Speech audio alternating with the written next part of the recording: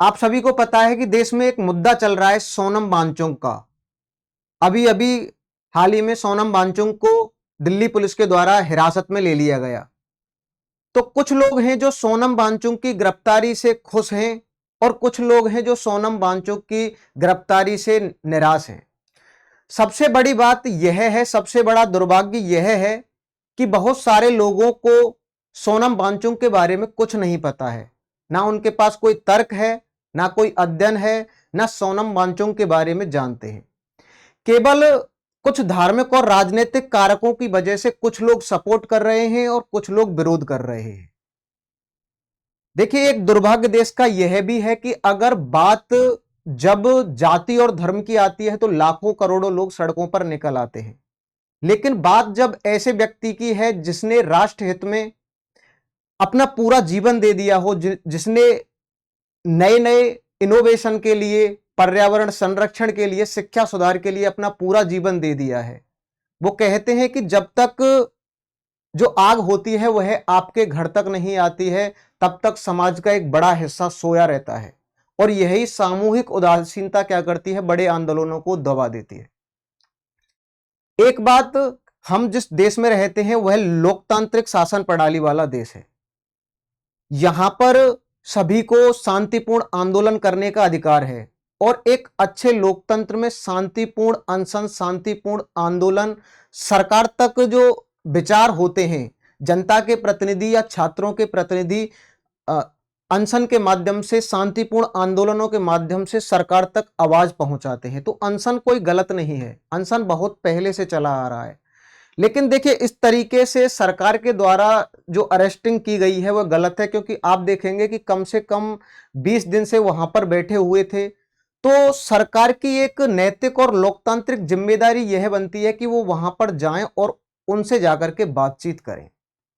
जरूरी नहीं है कि वो शिक्षा मंत्री के पद का इस्तीफा ही मांगे। अगर वहां जाकर के वो बात करेंगे तो सरकार को भी यह लिखित में आश्वासन देना चाहिए कि जो परीक्षाएं होती हैं वो कैसी होनी चाहिए, फुल प्रूफ होनी चाहिए। ठीक है, जो सोनम वांगचुक हैं वो अपने लिए कोई व्यक्तिगत लड़ाई नहीं लड़ रहे हैं, वो लड़ रहे हैं छात्रों की लड़ाई। और उन्होंने कहा है कि देखिए, ये जो नीट की परीक्षा में धांधली हुई है, ये केवल किसी परीक्षा की धांधली तक सीमित नहीं है, बल्कि ये किसी के जीने और मरने की जो बात है वहां तक है।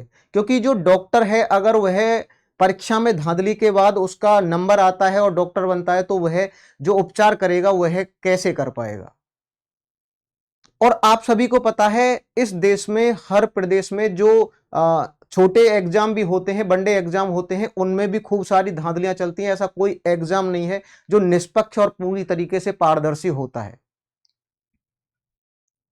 तो एक जो लोकतांत्रिक सरकार होती है, उसकी नैतिक और लोकतांत्रिक जिम्मेदारी यही है कि उसे बैठ करके बातचीत करनी चाहिए, मेज पर आना चाहिए और वहां पर एक लिखित आश्वासन दिया जाना चाहिए कि जो परीक्षाएं हैं वह कैसी हों, फुल प्रूफ हो। अब मैं आपको बता देता हूं कि जो सोनम वांगचुक था, सोनम वांगचुक, एक मूवी आई थी 3 इडियट, जिसमें था फंगुस वांगडू, जो आमिर खान था।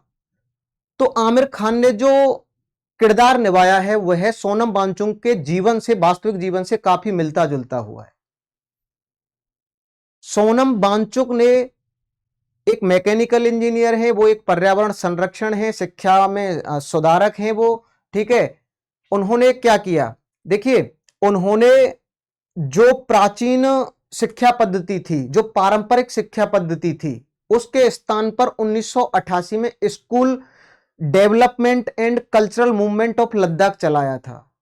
इसमें क्या होता है कि जो रटने वाली शिक्षा होती है, जो पारंपरिक शिक्षा है, उसके स्थान पर व्यवहारिक और तकनीकी शिक्षा को स्थान दिया। आप आमिर खान को देखिए उस मूवी में 3 इडियट में, कि वहां पर जो रटने की जो चीजें हैं और जो परंपरागत चीजें हैं, उसके स्थान पर क्या किया, एक कौशल और जो प्रशिक्षण वाली चीजें होती हैं, जो व्यवहारिक चीजें होती हैं, उनको सीखने पर ज्यादा जोर दिया। इसमें जो परंपरागत शिक्षा व्यवस्था में जो लोग फेल हो जाते हैं, जो विद्यार्थी फेल हो जाते हैं, उनको दाखिला दिया जाता है। दूसरी बात, आप देखेंगे आइस स्तूप, इन्होंने क्या किया कि लद्दाख में जो सूखे वाले और जो जहां पर गर्की हो जाती है, उन क्षेत्रों में जो खेती के लिए उपयुक्त नहीं है, सिंचाई करने के लिए इन्होंने एक नई टेक्नोलॉजी निकाली। इन्होंने क्या किया, कृत्रिम ग्लेशियर बनाए जिसको हम आइस स्तूप कहते हैं। ये कृत्रिम ग्लेशियर कैसे बनते थे कि जाड़े में जो सर्दियों के मौसम में जो खराब पानी होता था उसके बर्फ के पर्वत बना दिए जाते थे और उसका उपयोग कब कर लिया जाता, गर्मियों में सिंचाई के लिए कर लिया जाता था। तीसरी बात, इन्होंने सौर ऊर्जा संचालित तंबू बनाए। लद्दाख में आप देखिए टेम्परेचर बहुत कम होता है, माइनस में होता है, तो इन्होंने सौर ऊर्जा और मिट्टी की मदद से इको फ्रेंडली तंबू बनाए जिनमें क्या होता है कि वहां का आप टेम्परेचर बाहर का देखेंगे तो -15 डिग्री सेल्सियस होता है, लेकिन इन तंबुओं के अंदर जो भारत की सेना के जवान रहते हैं लगभग लगभग 15 डिग्री सेल्सियस तक टेम्परेचर हो जाता है। अगली बात अगर हम बात करके चले, देखिए जो ये सोनम वांगचुक हैं इन्हें कई सारे राष्ट्रीय और अंतरराष्ट्रीय स्तर पर कई सारे प्रतिष्ठित पुरस्कार मिल चुके हैं। रेमन मैग्सेस पुरस्कार इन्हें मिल चुका है।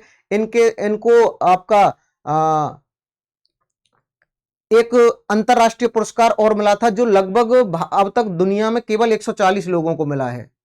ठीक है, तो सबसे पहली बात यह है कि वो व्यक्तिगत लड़ाई नहीं लड़ रहे हैं। देखिए जो सीजीपी पार्टी है उससे क्या लेना देना है नहीं है, लेकिन जो सोनम वांगचुक है उसके प्रति लोगों की संवेदना होना बहुत जरूरी है, क्योंकि वो एक अच्छा पर्यावरण संरक्षक माने जाते हैं, अच्छे शिक्षाविद माने जाते हैं, मैकेनिकल इंजीनियर हैं। उन्होंने देश के लिए और राष्ट्र के लिए अपना पूरा जीवन दिया है।